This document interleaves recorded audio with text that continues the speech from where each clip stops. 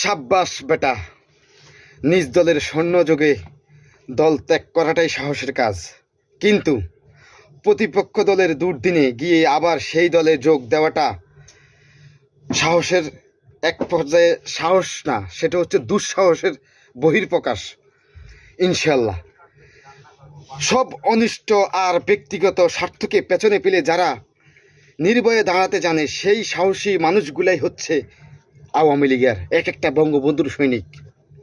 ইনশাআল্লাহ কিশোরগঞ্জ জেলা বিএনপির সহ দপ্তর সম্পাদক অ্যাডভোকেট ফয়জুল কবির মুমিন সাহসী সন্তান, যিনি ভয় নয় বিশ্বাসকেই বেছে নিয়েছে আওয়ামী লীগের পতাকার তলে, প্রমাণ করেছে অবশেষে সেই একজন সত্যি দেশপ্রেমিক এবং ৭১-এর মুক্তিযোদ্ধার সপক্ষের লোক। ইনশাল্লাহ ভয় নাই মুমিন ভাই, আমরা আছি বঙ্গবন্ধুর তৃণমূলের ত্যাগী কর্মী, আমরা আছি আপনার পাশে, আপনি এগিয়ে যান। আপনাকে মুজিবুর সালাম, আসসালামু আলাইকুম, জয় বাংলা, জয় বঙ্গবন্ধু।